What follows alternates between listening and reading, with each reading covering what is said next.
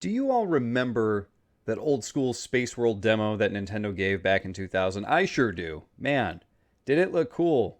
You had Link and Ganon just like facing off here with swords, and he's like, come on, bring it. And they do this big explosion thing here. Man, we were all super excited when they showed that off.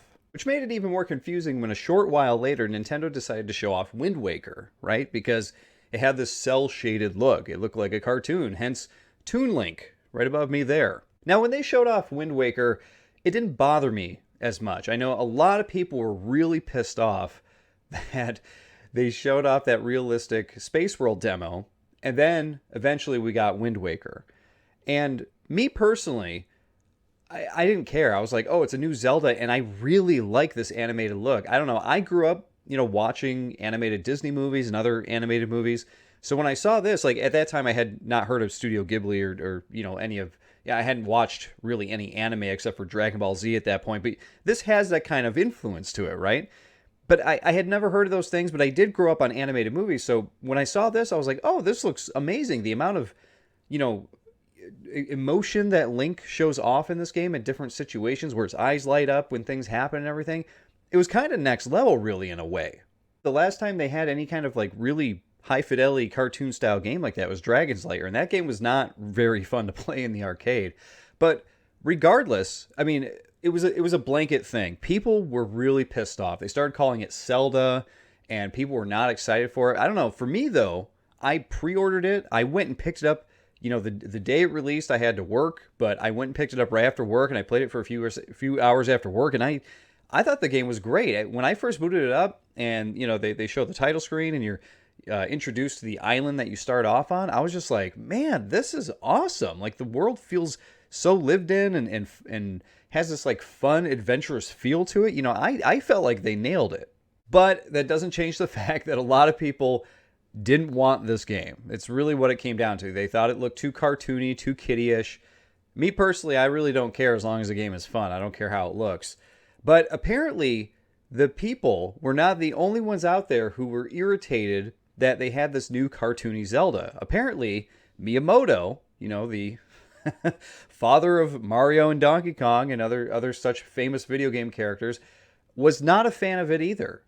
So far as to say that the director, Anuma, who's behind some Zelda stuff, including Wind Waker, came out and said in a very, very old magazine, this was actually recently translated from, I guess, Did You Know Gaming translated it from an old issue of Nintendo Dream magazine. Okay, this is this is actually an old thing that was said way back when. But he said that Miyamoto actually cringed when they first showed it to him and when he first saw it, which is kind of amazing to think about, right? That he actually cringed at that, because this is the guy who made, like Pikmin of all things, right? It's a game where you pick cute little flower things and throw them around. It's very cartoony. So interesting that he would be, so against this, but he was. I guess to the bitter end. Supposedly he was very much against it having this cartoony look. He wanted it to look realistic, like what they had showed in the Space World demo. But I guess the rest of the Zelda team, they were they were such big believers in this art style for the game that they could not see changing it at any point. He even requested, like, hey, can we change it? He says, yeah, Anuma said here, if I had gone and talked to him from the very beginning, I think he would have said, how is that Zelda? Which is kind of sad, right? Because, I mean, it definitely looks like Link. It's just a different style, right?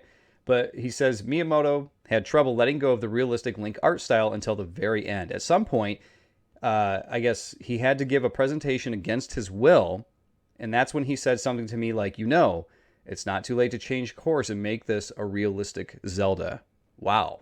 Now, I was reading that on Game Informer. The source originally came from Video Game Chronicles, actually. And I do remember, this was one tidbit at the bottom I wanted to include here, was it said another factor about them not turning Wind Waker into a realistic Zelda game was that Miyamoto believed that at the time it would have taken them a decade to make a realistic looking Zelda for GameCube. And I remember them talking about that years ago. I remember that popping up as a news article and them saying like, oh, it would have taken this long. They said when they did Wind Waker, not only was it a cool style, but it was actually quicker for them to actually get a game out because they didn't have to focus so much on making a realistic looking game, which obviously when you're making a game look more realistic, it's hard. Though a realistic Zelda still has a lot of style to it, right? It's not like you're playing like Call of Duty Zelda, right? You are playing every Zelda game has its own style, has a look to it, even if it is a realistic looking one.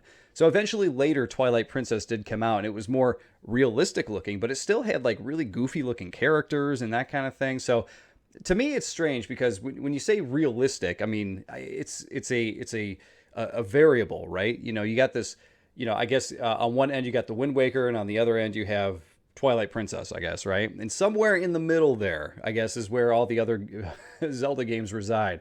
And I guess actually Ocarina of Time might actually be the most realistic Zelda if you think about it, like the design of the characters, the you know the way the story unfolds, the dialogue, that kind of thing.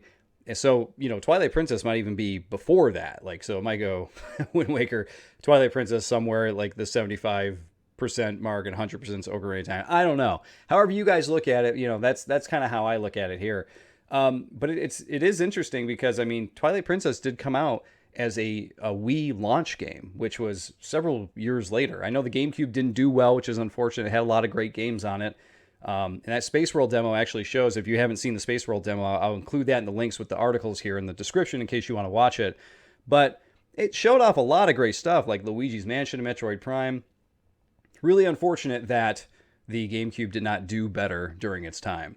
But yeah, I just wanted to kind of talk about that with you here, everybody. I just thought that was crazy. I'd never heard that Miyamoto didn't originally like the look of Wind Waker. That kind of blew me away a little bit, where this is the guy who's brought us so many different great video game characters and games over the years that I was like, huh, you would have thought he'd saw this and be like, oh, wow, you know, this looks amazing. You know, this looks like, but so it's just interesting to me.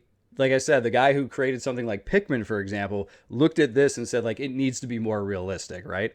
But what do you all think? Let me know in the comments. I mean, were you big Wind Waker supporters, or did you grow up with the game and feel like it was a great game? Were you against it when they released it? Did you play the HD remake that came out on the Wii U? What did you think of that version? Let me know all of your Wind Waker thoughts in the comments. And of course, I'll see you all in the next one.